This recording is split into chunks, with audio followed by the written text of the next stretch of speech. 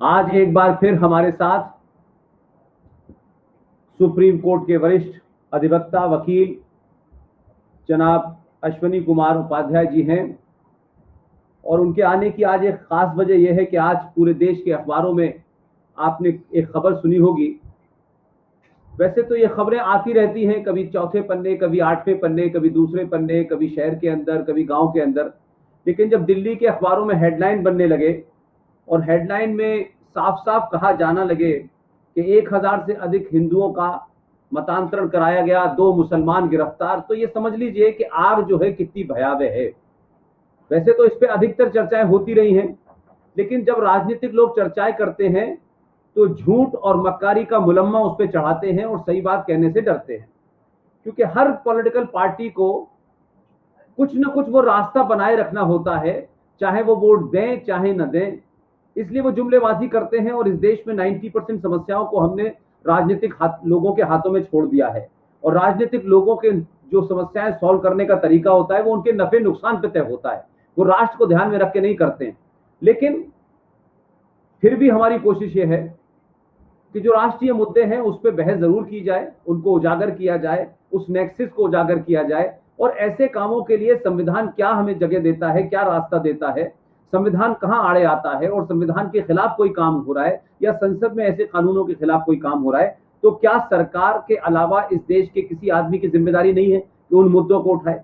इसलिए एक मुद्दा जो इस देश में धर्मांतरण का, मैं समझता हूं कि ये तो 600-700 साल से चल रहा है।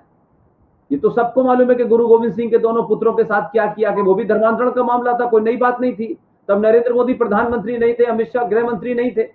लेकिन हमारे समाज को भूलने और हमारे समाज को किसी समस्या को जान करके अनजान बनने की एक बीमारी है। लेकिन आज संचार क्रांति ने आप सबको आवाज दी है, दुनिया के तमाम देशों को आवाज दी है और वो ये मानते हैं कि भाई हमें अपनी बात तो कम से कम उठानी चाहिए, हमें अपनी बात तो कम से कम कहनी चाहिए। तो सवाल ये है कि ये जो धर्मांतरण का पूरे देश में, पूरी दुनिया में जो हंगामा चल रहा है, ये क्या है, इसके पीछे क्या नेक्सस है, एक। और दूसरा, क्या भारत या भारत के तमाम नागरिक हर बात को कानून बनवाकर ही रुकेंगे?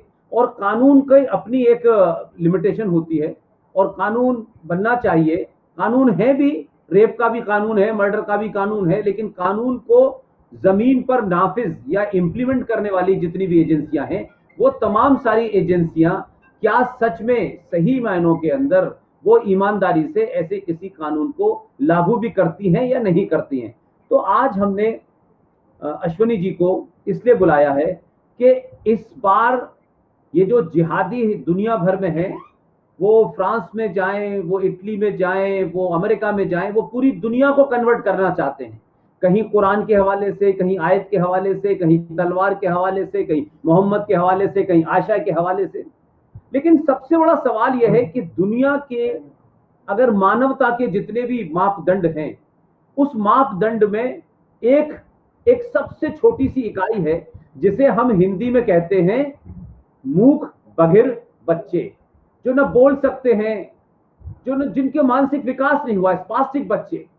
आपने इस जिहादी 1400 साल पुरानी पौराणिक सभ्यता का सारी हदें पार कर दी और आपने उन बच्चों को जो बोल नहीं सकते थे, जो अपंग बच्चे हैं, जो बधिर बच्चे हैं, जो जानते नहीं है, आधे विकसित बच्चे हैं, उनको भी इस जहर इस्लाम की डोज दी और आपने उनका भी कन्वर्जन कर लिया। तो एक तरफ तो मानवता की बड़ी बातें होती हैं, लेकिन मानवता को जब शर्मसार किया जाता है तो बहुत सारे एक तरफा लोग चुप हो जाते हैं, कुछ हिंदू लिबरल चुप हो जाते हैं, कुछ पार्टी के एजेंट चुप हो जाते हैं, कुछ यहां से बनारस से, इलाहाबाद से बड़े बड़े नाम रख के आते हैं और वो भी दलाल जो है वो एक ही भाषा बोलने लगते हैं।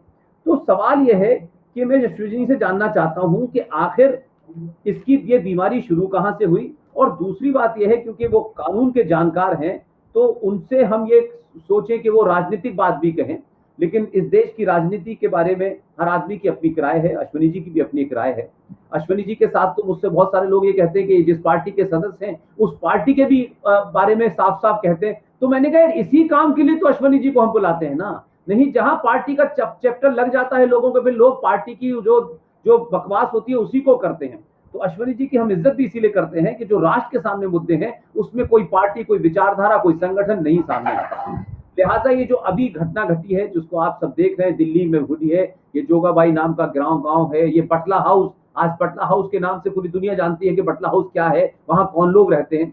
वहां के दो मौलवी और काजी, बड़ी बड़ी दाढ़ियां, लंबे लंबे कुर्ते, ऊंचा ऊंचा पजामा, तरह तरह की टोपियां पहने हुए लोग, ये मस्जिदों और मस्जिदों के बाहर ज्ञान बांटने वाले लोगों ने 1000 से ज्यादा लोगों, और ये तो ये कहा जा रहा है 1000, कहा जा रहा है इससे भी ज्यादा गिनती होगी। तो क्या अश्वनी भाई, भारत की कोर्ट, भारत की संसद, भारत के राजनीतिक दल, हिंदुओं के सामाजिक संगठन, क्या सबने ये मान लिया है कि ये होता रहे एक तरफा और इसे चलने दो? इस पे बोलने से हमें कुछ लोग बुरा कहेंगे, तो क्या हिंदू संगठनों को भी ये बीमारी हो गई है कि उन्हें कौन बुरा कहेगा कौन अच्छा कहेगा, इसलिए वो सब्जेक्ट को समय के हिसाब से चुनते हैं? राजनीतिक लोग चुनते हैं, समझ में आता है, लेकिन ये संगठन भी चुनते हैं और एक आम समाज खामोश रहता है। हम पहले तो इसके संवैधानिक एंगल पे बात करें, फिर क्या संविधान में कोई ऐसी छूट दे दी गई है जिसका, कुछ मैं देख रहा था जिहादी आकर के टेलीविजनों पे बचाव कर रहे थे, देखिए हमें ये है, आर्टिकल 25 की बात कर रहे थे, इसकी बात कर रहे थे। तो कुल मिलाकर के इस पूरी समस्या को रखें और इस समस्या को संवैधानिक तौर पे कैसे हल किया जा सकता है और राजनीतिक नेतृत्व की इच्छा शक्ति को कैसे आप अपनी बातों से प्रेरित कर सकते हैं। अश्वनी उपाध्याय जी आज के इस मौजू पे अपनी बात विस्तार से रखें। अश्वनी भाई। बहुत बहुत धन्यवाद भाई साहब।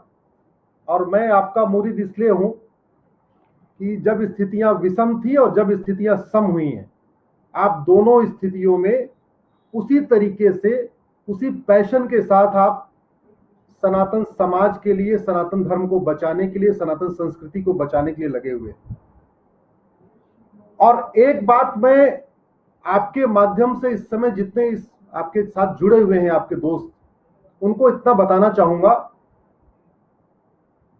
कि राम जेठमलानी का परिवार पाकिस्तान का बहुत प्रॉस्परस परिवार था और 2 दिन पहले तक उनको नहीं पता था। मैंने वकालत उनके साथ शुरू किया। मैंने पूछा, हमने कहा सर आपको पता कब चला भागना पड़ेगा?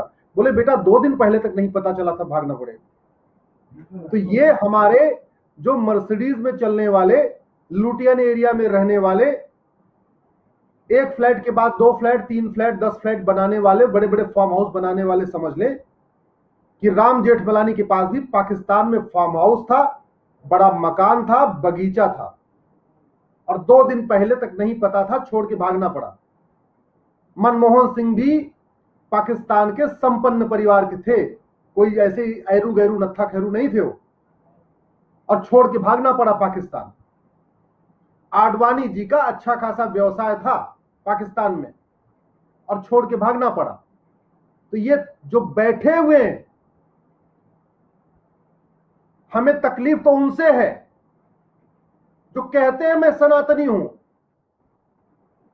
और वो हर तरीके से संपन्न है, वो रुख मोड़ सकते हैं, माहौल बना सकते हैं, एक दबाव बना सकते हैं।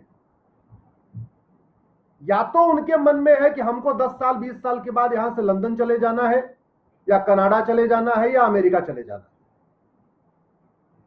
और अगर उनके मन में ये नहीं है, उनको लगता है उनको भारत में रहना है, तो मुझे लगता है वो बहुत बड़ी गलती कर रहे हैं। फिर वो एकदम शुतुरमुर्ग बन के बैठे हुए हैं अगर उनके मन में यह है कि हम भारत में रहना है। तो जिस आर्टिकल 25 की दुहाई दे के इतना नंगा नाच हो रहा है भारत में, उस आर्टिकल 25 की शुरुआत होती है subject to public order, health, morality. 3 शब्द हैं उसमें आर्टिकल 25। मैं आप सारे दोस्तों से कहूंगा गूगल करिए, उसमें लिखा हुआ है, उसका राइडर लगा हुआ है। राइडर मतलब लिमिट लगी हुई है। क्या आप अपने मत, अपने मजहब का पालन पोषण कर सकते हैं, लेकिन subject to public order, subject to health, subject to morality. आप ऐसे इस तरीके से नहीं कोई काम करेंगे कि पब्लिक ऑर्डर खराब हो जाए, समाज में जो है वैमनस्य स्थापित हो जाए, समाज में किसी तरीके की ईर्ष्या द्वेष स्थापित हो जाए। पब्लिक ऑर्डर, आप कोई ऐसा काम नहीं करेंगे अपने मत और मजहब के पालन में कि किसी की हेल्थ खराब हो जाए, यानी लाउड स्पीकर बजा के आप लोगों की नींद नहीं खराब करेंगे, हर शुक्रवार को सड़क जाम करके आप रास्ता जाम नहीं करेंगे। मोरालिटी, आप कोई ऐसा काम नहीं करेंगे जो इमोरल हो। इमोरल का मतलब ही होता है अनैतिक, अनैतिक का मतलब होता है साम दाम दंड भेद। तो ये जो धर्मांतरण का धंधा चल रहा है, पूरा मजहबी उन्माद चल रहा है, ये आर्टिकल 25 उसका संरक्षण नहीं देता है। अरे ये आर्टिकल 25 संविधान में इसलिए डाला गया था क्योंकि संविधान निर्माताओं को 1947 में ये लगा मजहब के आधार पर विभाजन हो गया है, यहां 90% हिंदू है, सरकार हिंदुओं की बनेगी, कहीं ऐसा ना हो इनको अपना नमाज न पढ़ने दें, कहीं ऐसा ना हो इनको रोजा न रखने दें, कहीं ऐसा ना हो अपना इनको इबादत न करने दें, कहीं ऐसा ना हो इनको जुमा की नमाज न पढ़ने दें। इसलिए आर्टिकल 25 आया था। आर्टिकल 25 हिंदुओं की कब्र खोदने के लिए नहीं आया था। ये हमारे इतने 20 लाख वकील हैं भारत में, ये वकील समझ में नहीं आ रहा आर्टिकल, बाकी लोग तो नहीं पढ़े, समझ कम से कम वकीलों को तो आर्टिकल 25 पढ़ना चाहिए। और आर्टिकल 25 के राइडर देख ले, तीनों राइडर जो तीनों लिमिट लगी है साफ साफ लिखी है। और बाकी तो छोड़ दीजिए, जनप्रतिनिधि 788 जनप्रतिनिधि है भारत में, लेकिन वास्तव में वो दल प्रतिनिधि बन चुके हैं, वो जनप्रतिनिधि नहीं बने हैं, वो देश के प्रतिनिधि नहीं है, वो पूरी तरीके से दल प्रतिनिधि बन चुके हैं। एक सांसद के ऊपर 1 करोड़ रुपए खर्च होता है साल में। अगर उसका वेतन भत्ता, गाड़ी बंगला, फ्री का एयर टिकट, फ्री का रेलवे टिकट सब निकाल दीजिए, कम से कम 1 करोड़ रुपए खर्च होता है एक सांसद के ऊपर, और वो 1 करोड़ आता है हमारे आपके टैक्स से। वो किसी मस्जिद से पैसा नहीं आता, 1 करोड़ मंदिर से आता है वो। ये 788 सांसद, मैंने मान लिया कि इसमें 288 अनपढ़ हैं, गंवार हैं, पढ़े लिखे नहीं, उनको कुछ नहीं पता। अरे ये 500 सांसद तो आर्टिकल 25 को पढ़ लें कि क्या लिखा है आर्टिकल 25। हमें तकलीफ दूसरों से नहीं, हमें तकलीफ तो अपनों से है। अगर 500 सांसद, भाई साहब, संसद में हर साल 3 सत्र होता है, 500 सांसद हर सत्र में एक प्राइवेट मेंबर बिल पेश करें तो साल में 1500 नए कानून बन सकते हैं, या 1500 पुराने कानूनों को बदला जा सकता है, एक एक, केवल एक। और प्राइवेट मेंबर बिल बनाना, ड्राफ्ट करना बहुत आसान है। आसान इसलिए है कि हमें जिस कानून के हमें ड्राफ्ट करना है वो ये अमेरिका, फ्रांस, चाइना, जर्मनी में कहीं कहीं लागू है, तो नकल करना है, अकल भी नहीं लगाना। नहीं ड्राफ्ट करना आता, भारत में इतने सारे लोग हैं। अरे मैं कह रहा हूं, मैं ड्राफ्ट करके दूंगा, मैं दुनिया का सबसे कठोर धर्मांतरण विरोधी कानून बना के दूंगा, आप पेश तो करो। मैं दुनिया का सबसे कठोर, मैं फ्रांस और चाइना से भी कठोर घुसपैठ नियंत्रण कानून बना के दूंगा, आप पेश तो करो संसद में। तकलीफ तो मुझे इस बात की है, केवल और केवल तू मैं, आरोप प्रत्यारोप, नूरा कुश्ती, बतौले बाजी, केवल और केवल। अरे भैया 1 करोड़ रुपए देश के करदाताओं का खर्च हो रहा है, केवल फीता काटने के लिए थोड़ी हो रहा है, नूरा कुश्ती करने के लिए थोड़ी हो रहा है। या तो इन सांसदों ने भी सोच लिया है कि 20-25 साल बाद हमको भी निकलना है कनाडा, ऑस्ट्रेलिया या अमेरिका, मरे ये भाड़ में जाए। 10 तरीके के जिहाद चल रहे हैं भाई साहब, 10 तरीके के घुस, धर्मांतरण जिहाद तो उसका एक अंग है, 10 तरीके के जिहाद चल रहे हैं। लफ्ज जिहाद, चलो 5-6 राज्यों ने कानून बना दिया, लेकिन लफ्ज जिहाद तो राष्ट्रीय समस्या है। हम क्यों नहीं लफ्ज जिहाद को इंडियन पिनल कोड में डिफाइन कर देते हैं? हम क्यों नहीं दुनिया भर के अलग अलग कानून बनाते चले जा रहे हैं? अलग अलग कानूनों का नुकसान क्या होता है भाई साहब, जरा इसको समझिए आप। जो हमारी पुलिस चलती है वो स्पेशल एक्ट से नहीं चलती, जो हमारी पुलिस चलती है वो इंडियन पिनल कोड से चलती है। आपको थाने के अंदर इंडियन पिनल कोड मिलेगा, कालाधन विरोधी कानून, बेनामी संपत्ति विरोधी कानून और दुनिया भर का अलग अलग कानून नहीं मिलेंगे। वो जो हवलदार होता है थाने का, जो मुकदमा लिखता है, जो FIR लिखता है, वो केवल पूरी जिंदगी केवल इंडियन पिनल कोड को ही पढ़ता है। हम दुनिया भर के अलग अलग कानून बनाने की बजाय इस 1860 में मैकाले के द्वारा बनाई गई इंडियन पिनल कोड को क्यों नहीं बदल रहे? हम इसी में एक एक चैप्टर क्यों नहीं डालते जा रहे? आप उसी इंडियन पिनल कोड में एक चैप्टर डाल दीजिए घुसपैठ के ऊपर। आप उसी इंडियन पिनल कोड में एक चैप्टर डाल दीजिए लफ्ज़ जिहाद के ऊपर। आप उसी इंडियन पिनल कोड में एक चैप्टर डाल दीजिए धर्मांतरण के ऊपर। तो आम जनता को भी फायदा होगा। वो 100 नंबर फोन करेगा, पुलिस वाला आएगा या थाने चला जाएगा, वो शिकायत कर देगा। आप जब अलग से कानून बनाते हैं तो पॉलिटिकल माइलेज तो मिलता है, आपका नाम हो जाता है कि हाँ आपने फला कानून बना दिया। लेकिन अलग से कानून बनाने से जो जमीन पे इफेक्टिव कंट्रोल आना चाहिए किसी अपराध में, वो नहीं आता इफेक्टिव। क्योंकि संस्था तो एक है, पुलिस वाला। आप मेरे सामने मान लीजिए 20 घुसपैठिए बैठे हैं, मैं जाऊंगा अगर थाने में शिकायत दर्ज करने, वो पूछेगा साहब हमको समझ में नहीं आ रहा इंडियन पिनल कोड की कौन सी धारा में मुकदमा दर्ज करूं, आप बताओ जरा कौन सी मुकदमा में दर्ज करूं। मैं कहूंगा जी घुसपैठ का तो अलग कानून है। बोले साहब फिर मैं कैसे करूं, मैं तो इंडियन पिनल कोड से चलता हूं। एक देश एक अपराध संहिता, one nation one penal code हम क्यों नहीं बना रहे, कंप्रहेंसिव क्यों नहीं बना रहे।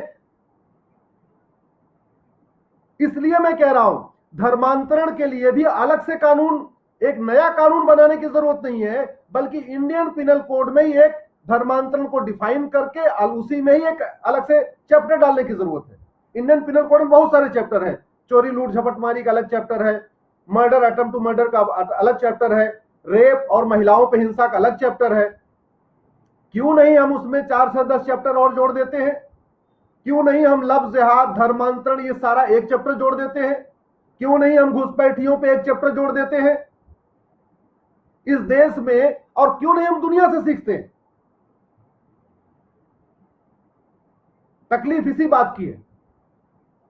788 सांसद हर साल 1 करोड़ रुपए खर्च करवा रहे हैं, लेकिन केवल और केवल शाम को टीवी पे बैठ के बतौलेबाजी कर रहे हैं, शाम को केवल दूरा कुश्ती कर रहे हैं, पोल खोल चला रहे हैं, राहुल गांधी चूतिया, सोनिया गांधी ये भ्रष्ट वो भ्रष्ट। अरे भैया अगर भ्रष्ट थी तो आज तक बाहर कैसे बैठी हुई है? और बाहर बैठी है तो ये शर्म की बात है, नहीं कानून बना इसलिए बाहर बैठी हुई है। अगर घुसपैठ माफिया बाहर बैठा हुआ है और आज भी घुसपैठ हो रही है, घुसपैठ खत्म नहीं हुई है, आज भी लफ्ज़ जिहाद हो रहा है, हम क्यों नहीं लफ्ज़ जिहादियों के खिलाफ एक राष्ट्रीय स्तर पे कानून बनाते हैं? जब लफ्ज़ जिहाद एक राष्ट्रीय समस्या है, हम राष्ट्रीय स्तर पे कानून क्यों नहीं बनाते? और सबसे बड़ी बात भाई साहब, चाहे आपका लफ्ज़ जिहाद हो,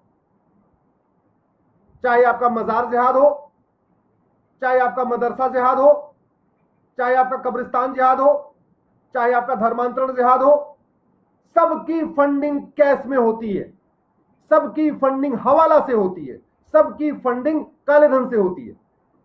हम उसको रोकने के लिए क्या कर रहे हैं?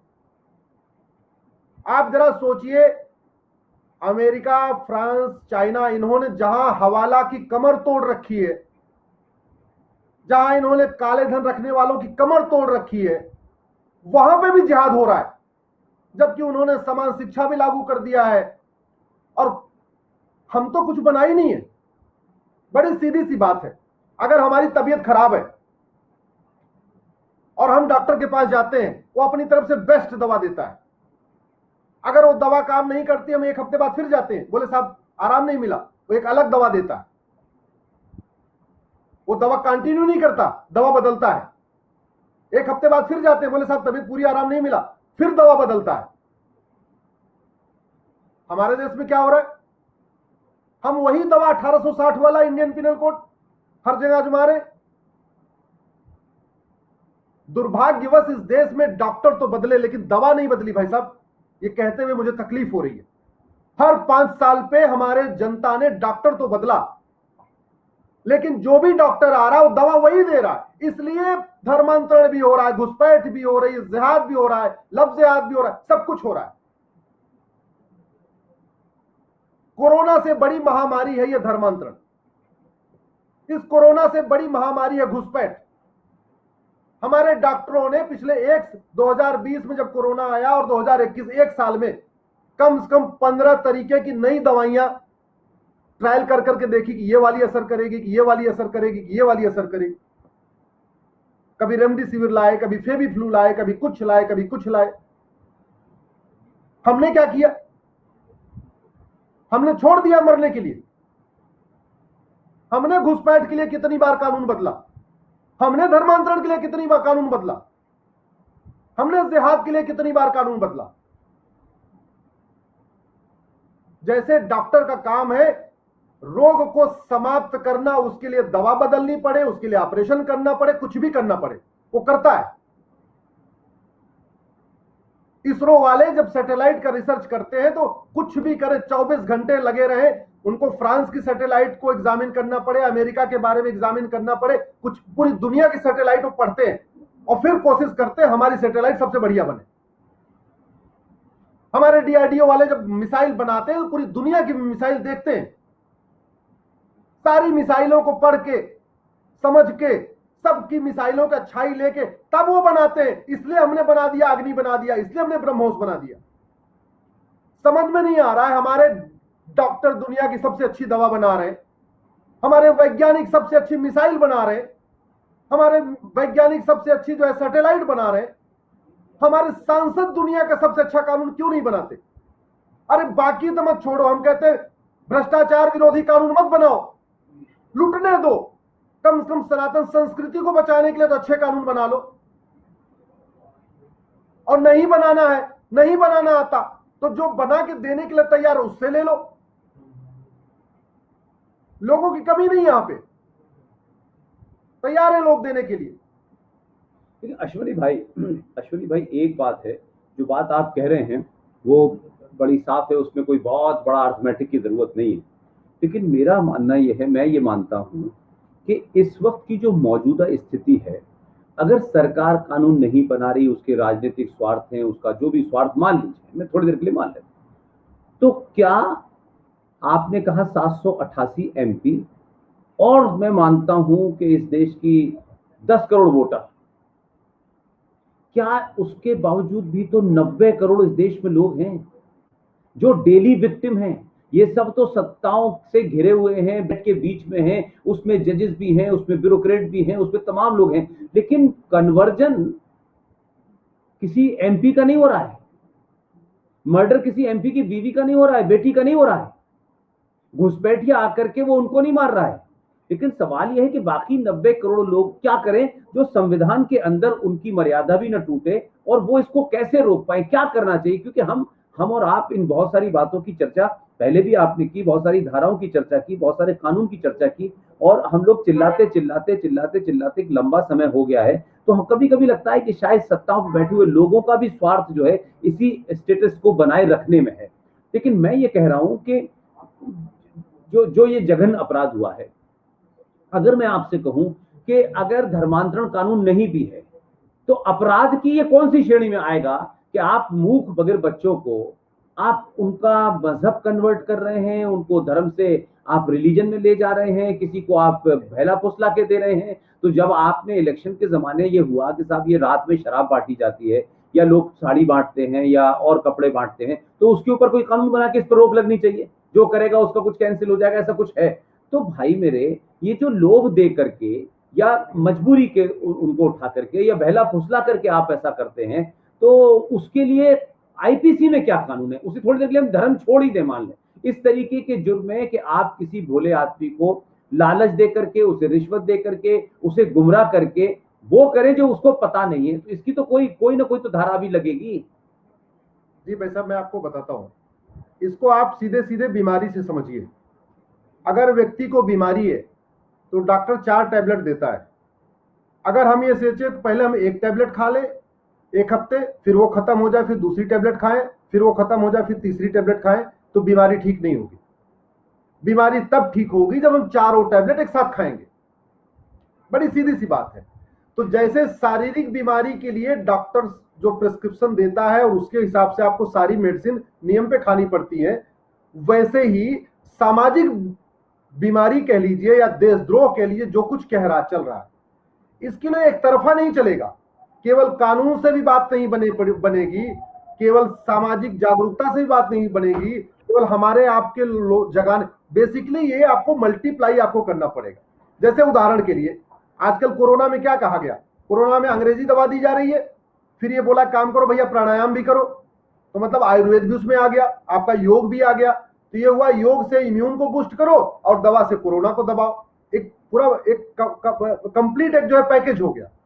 वैसे ही अब इंडियन पिनल कोड में जरा समझिए, अंग्रेजों ने धर्मांतरण रोकने उनको तो धर्मांतरण कराना था। ये आया कैसे, जरा इसकी बैकग्राउंड समझिए। मैकाले 1835 में आया था वो यहाँ का गुरुकुल बर्बाद करने, यहाँ अंग्रेजी लगाने, यहाँ कॉन्वेंट स्कूल खोलने। 1857 में क्रांति हो गई, मंगल पांडे जो पहली आजादी की क्रांति थी, जैसे ही वो क्रांति हो गई उसकी ड्यूटी बदल दी गई।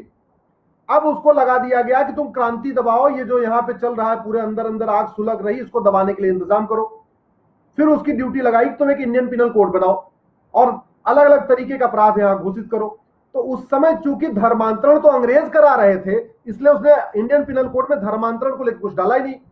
उसने तो केवल ऐसे ऐसे अपराध बना दिए जिसके द्वारा अंग्रेजों को, यहाँ भारत के लोगों को पकड़ा जा सके।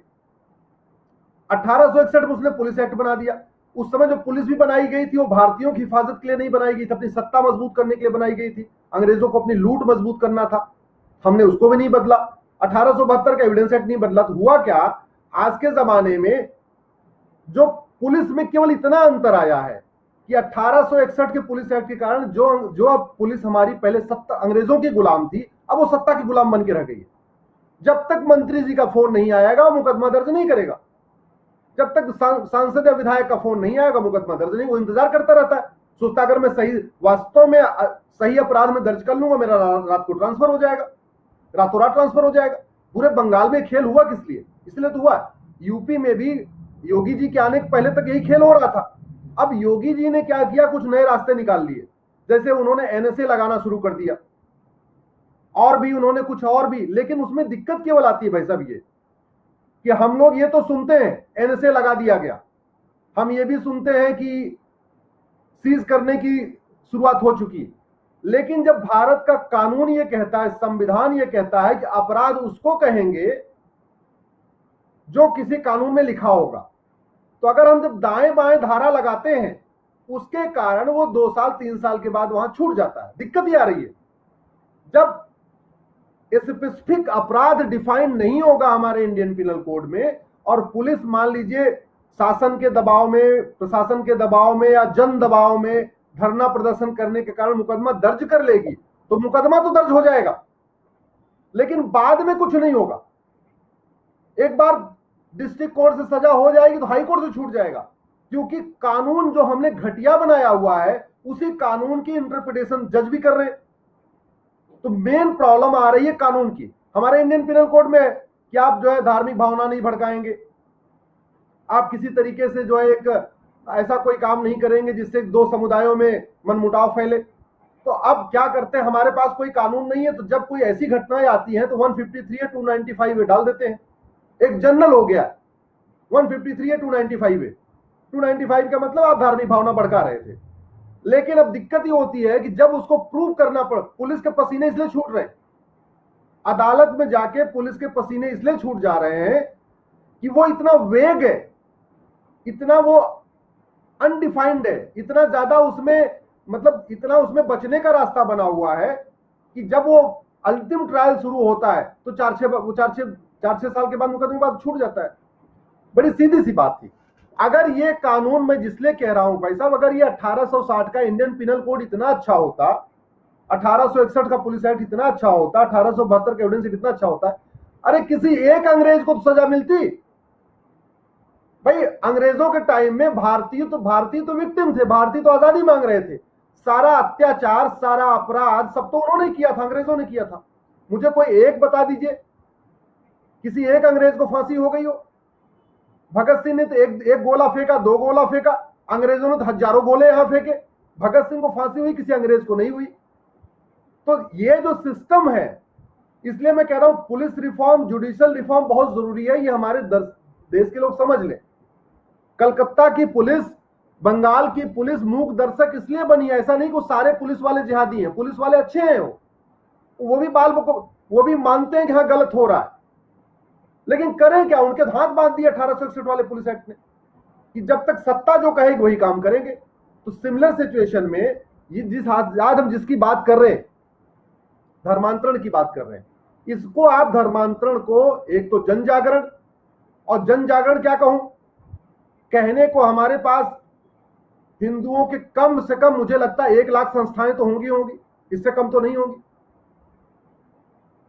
उनका एक जमीयत उलमा हिंद है, एक पता नहीं MIM all India Muslim personal law board है।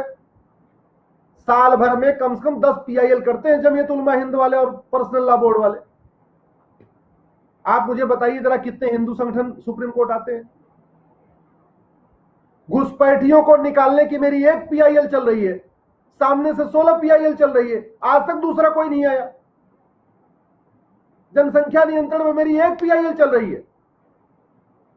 CA के खिलाफ 255 या 256 PIL हो चुकी है CA कानून के खिलाफ, और जनसंख्या नियंत्रण करने के लिए मेरी 1 PIL चल रही है। सब आराम से, मैं इसलिए कह रहा हूं, ये जो लोग सो रहे हैं अच्छी तरीके समझ लें, एक आर्थिक रूप से कमजोर व्यक्ति सुप्रीम कोर्ट नहीं आ सकता, मैं समझता हूं। एक अनपढ़ आदमी जो गांव का किसान मजदूर है उसका वो नहीं आ सकता, समझ में आता है। अरे ये जो मेट्रो सिटीज में बैठे हुए हैं, रिटायरमेंट के बाद 1-1 लाख रुपए पेंशन ले रहे हैं, डेली सुबह से लेकर 3-4 अखबार पढ़ते हैं, उनकी आंख क्यों नहीं खुल रही? उनके आंखों के सामने क्या हो रहा है? इस देश का अगर पढ़ा लिखा तबका जाग जाए, वो रिटायर्ड प्रोफेसर, रिटायर्ड जज, रिटायर्ड IPS अधिकारी, रिटायर्ड IAS जग जाए तो बहुत बड़ा काम हो जाएगा। वो भी नहीं जग रहे, और जिस लायक है उसी लायक काम करे। हमने जो ये सोचा है, आपको मैं बताऊं कि मैंने 8 अगस्त वाला कार्यक्रम क्यों रखा है, क्योंकि अब बीमारी जो है ये कैंसर हो चुकी है, ये प्राइमरी स्टेज में नहीं है, ये आपका कैंसर लास्ट स्टेज में आ चुका है। इसलिए मैंने 8 अगस्त को सबको कहा है देश भर से, 1 माचिस 1 कानून की कॉपी, 1 माचिस 1 कानून की कॉपी सब लोग अपने अपने हाथ में लेके आओ, अपने हाथ से जलाओ अगर सनातन धर्म को बचाना चाहते हो। इसलिए वो जब इंडियन पिनल कोड जलाएंगे, नई इंडियन पिनल कोड बनेगी, उस नए इंडियन पिनल कोड में धर्मांतरण डिफाइन होगा, उस नए इंडियन पिनल कोड में लव जिहाद डिफाइन होगा, तब वो राष्ट्रीय स्तर पर लगेगा। चलिए योगी जी ने बना दिया, शिवराज जी ने बना दिया, मान लीजिए हम कहते हैं खट्टर जी बना देंगे, रूपानी बना देंगे, अरे ममता बनर्जी तो नहीं बनाएगी ना, वो केरल वाला मुख्यमंत्री तो नहीं बनाएगा, कैप्टन अमरिंदर तो नहीं बनाएंगे धर्मांतरण, जहां सबसे ज्यादा धर्मांतरण हो रहा है। पंजाब इस समय सबसे प्राइम ईसाइयों के टारगेट पे है, सबसे ज्यादा धर्मांतरण दलितों का पंजाब में हो रहा है, गुरुओं की धरती पे हो रहा है, जहां हमारे गुरुओं ने अपना गर्दन कटवा दिया, जहां गुरुओं को आरे से काटा गया, जहां गुरुओं के बच्चों को चिनवाया गया। जिस धर्मांतरण के खिलाफ सिख पंथ की स्थापना हुई, उसी पंजाब में एक सिख मुख्यमंत्री के रहते हुए सबसे ज्यादा धर्मांतरण हो रहा है। इसलिए कह रहा हूं कि समस्या ये कैंसर हो चुकी है, समस्या, और कैंसर ये ब्लड कैंसर है। ऐसा नहीं केवल एक उंगली में कैंसर हुआ है, एक अंगूठे में कैंसर हुआ, पैर के, शरीर में पूरे कैंसर हो चुका, पूरे देश में ये समस्या फैल चुकी है। तो जब पूरे देश में समस्या फैल चुकी है तो इसका इलाज राष्ट्रीय जागरण, राष्ट्रीय एकीकरण, राष्ट्रीय स्तर पे एक बड़े आंदोलन के साथ साथ संसद में कानून इसका उपचार है। और जब तक इसका संसद में इसका समाधान नहीं होगा तब तक क्या होगा बताइए। हम आपको एग्जांपल देते हैं, ये जितनी घटिया चीजें होती हैं फैलती कैसे हैं। एक आदमी ने एक आदमी का धर्मांतरण कराया, अगर हमारे पास एक कानून होता कि इसको 10 से 20 साल की सजा होगी, दूसरा अगर कराने के लिए सोचता तो नहीं कराता। और अब आपको दूसरा एक और एग्जांपल देता हूं, पिछले आप देखे होंगे 10 साल के अंदर सार्वजनिक रूप से हिंदुओं के खिलाफ जबरदस्त भाषण हुए। क्यों हुए? क्योंकि अकबर ओवैसी ने बोला कि पुलिस हटाओ, 10 मिनट 15 मिनट के अंदर हिंदुस्तान से हिंदुओं का सफाया कर देंगे। और वो अकबर ओवैसी विधानसभा में बैठा हुआ है, वो अकबर ओवैसी बाहर बैठा हुआ है, इसलिए इतने सारे भाषण हुए। अगर हमारे पास एक कानून होता उस अकबर ओवैसी को कम से कम 10 से 20 साल की जेल में डालने के लिए, और वो आज जेल में होता, इतना उन्माद नहीं बढ़ता, इतना कट्टरपंथ नहीं बढ़ता, डर बढ़ता। इतनी भाषणबाजी कभी आपने फ्रांस में सुनी? जिस तरीके से हिंदुओं के खिलाफ इतनी भाषणबाजी होती है, फ्रांसीसियों के खिलाफ कभी फ्रांस में आपने भाषण सुनी? या चीनियों के खिलाफ कभी आपने चीन में भाषण सुना? या ईसाइयों के खिलाफ कभी आपने अमेरिका में भाषण सुना? दुनिया के कई देशों ने तो 18 कुरान पढ़ने की मिनिमम एज फिक्स कर दिया है कि 18 साल के पहले कुरान नहीं पढ़ोगे। अब बताओ आप, वो कह रहे हैं कि भैया बच्चा कुरान नहीं पढ़ेगा, जब समझदार हो जाएगा 18 साल के एडल्ट हो जाएगा तब वो कुरान पढ़ेगा। और कुछ और देश ये नियम लागू करने वाले हैं कि धार्मिक शिक्षा 18 साल के बाद होगी, 18 साल तक कॉमन एजुकेशन होगी, सरकार जो चाहेगी वो पढ़ेगी। जब बच्चा मेच्योर हो जाएगा, जब बच्चा स्वतंत्र विचारों वाला हो जाएगा, अपने आप समझदार हो जाएगा, तब हम उसको धार्मिक शिक्षा की अनुमति मिलेगी। हम अपने यहां क्यों नहीं कर सकते? जिस आर्टिकल 25 की बात चल रही है, उसी आर्टिकल 25 में जब 3 राइडर लगा है कि आप साम दाम धर्म भेद द्वारा धर्मांतर नहीं कर सकते, आप कोई ऐसा नहीं काम करेंगे जिससे पब्लिक ऑर्डर खराब हो, आप कोई ऐसा काम नहीं करेंगे हेल्थ खराब हो। हमारे पास 3 वो मिले हुए हैं, उनको यूज करके हम संसद में क्यों नहीं कानून बना सकते? और सबसे बड़ी बात ये, सनातन के लिए जितना बड़ा खतरा ये मजहबी उन्माद है, जितना बड़ा खतरा वो 26 आयतें हैं, उतना ही बड़ा खतरा ये 2000 की नोट है। आपके साथ जो लोग इस समय जुड़े हैं उनको लग रहा होगा हम क्या कह रहे हैं, लेकिन मैं सच कह रहा हूं, जितना बड़ा खतरा वो 26 आयतें हैं, उतना ही बड़ा खतरा ये 2000 की नोट है। क्योंकि जितने भी देश विरोधी इस समय चीजें हो रही हैं, सबकी फंडिंग कैश में होती है। उनको जो फंडिंग हो रही है वो बैंक के थ्रू नहीं हो रही, कैश में हो रही है, अटैची में भर के हो रही है। सबकी फंडिंग हवाला के जरिए हो रही है, सबकी फंडिंग काले धन से हो रही है। 3 चीजें बड़ी फिक्स है। ये 3 पैटर्न आपको फिक्स मिलेंगे, चाहे वो मजार जिहाद हो, चाहे वो दरगाह जिहाद हो, चाहे वो मदरसा जिहाद हो, चाहे वो आपका लफ्ज जिहाद हो, चाहे धर्मांतरण जिहाद हो, चाहे घुसपैठ जिहाद हो। तीनों की फंडिंग कैश में होती है, तीनों की फंडिंग हवाला के जरिए होती है, तीनों की फंडिंग काले धन से होती है। एक हसन अली 50,000 करोड़ की चोरी करके बैठा हुआ है, उस 50,000 करोड़ का उसने बहुत बड़ी मात्रा में जकात कर दिया, दान कर दिया, और वो हसन अली हमने कुछ नहीं किया। हमारे पास कोई ऐसा कानून नहीं है कि हम हसन अली को 50 साल के लिए जेल में डाल सके। एक मोइन कुरैशी हजारों करोड़ की टैक्स चोरी करके वो बड़ी बड़ी मात्रा में यहां पे अलगाववादियों की फंडिंग करता है, उन्मादियों की फंडिंग करता है। हमारे पास कोई कानून ही नहीं है उस मोइन कुरैशी का 100% प्रॉपर्टी सीज करने और उसको आजीवन कारावास देने के लिए। अगर हमें देखना है तो हमें जरा, हम समझ में नहीं आ रहा हम विदेशों सीख क्यों नहीं रहे। अमेरिका ने इस चीज को एग्जामिन किया कि यहां पे अमेरिका विरोधी जितने काम हो रहे हैं हवाला के जरिए हो रहे हैं। भाई साहब, उसने कानून बनाया अमेरिका ने, हवाला में 10 साल से लेके 150 साल की सजा। हालांकि आदमी जिंदा 100 साल रहता है, लेकिन सजा उन्होंने 10 साल से 150 साल रखी है। और सजा भी कंसेप्टिव रखी है कि जैसे जैसे हवाला बढ़ता जाएगा वैसे वैसे उसकी सजा बढ़ती जाएगी। इसलिए अमेरिका में कई लोगों को 400, 500, 600 साल की सजा हुई हवाला के मामले में। हमारे यहां गिलानी को पैसा मिला कश्मीर के अलगाववादी को हवाला के जरिए, शब्बीर शाह को मिला पैसा हवाला के जरिए, यासिन मलिक को पैसा मिला हवाला के जरिए, मीर वाइज को मिला पैसा हवाला के जरिए। यहाँ दिल्ली में बैठा था, मुझे नाम नहीं याद आ रहा है, जो इन सब की फंडिंग करता था, पता नहीं कौन, बटाला क्या नाम था, भगवान ध्यान नहीं आ रहा मुझे, वो पूरी फंडिंग कर रहा था। और कानून हमारा क्या कहता है? 3 से 7 साल की सजा होगी, बस मात्र 3 से 7 साल की। क्यों? हम अमेरिका वाला कानून क्यों नहीं ले लेते? अगर अमेरिका ने बनाया तो कुछ सोच समझ के बनाया। अमेरिका के लिए राष्ट्र प्रथम था, इसलिए अमेरिका ने हवाला के खिलाफ 10 से 150 साल की सजा कानून बनाया। हमारे लिए राष्ट्र प्रथम नहीं है, इसलिए हम 3 से 7 साल की सजा को कंटिन्यू कर रहे हैं। अमेरिका में ब्लैक मनी में 10 साल से 200 साल की सजा है, काला धन पकड़ा गया तो। क्योंकि अब अमेरिका जानता है कि सारे अमेरिका विरोधी काम ब्लैक मनी से होते हैं, वैसे हमारे देश में भारत विरोधी सारे काम ब्लैक मनी से होते हैं। हम 3 से 7 साल की सजा का कानून क्यों चला रहे? हम क्यों नहीं अमेरिका के तरीके 10 साल से लेकर 150 साल की सजा का कानून बना देते? किसने रोका हमें? और ये 2000 की नोट तो हमारे पतन की बहुत बड़ी कील बन चुकी है। जिस अटैची में पहले 1 करोड़ आता था, उस अटैची में अब 20 करोड़ आ रहा है। 2016 में हमने नोटबंदी नहीं किया, 2016 में हमने नोट बदली किया। एक होता है डिमोनेटाइजेशन, एक होता है करेंसी एक्सचेंज।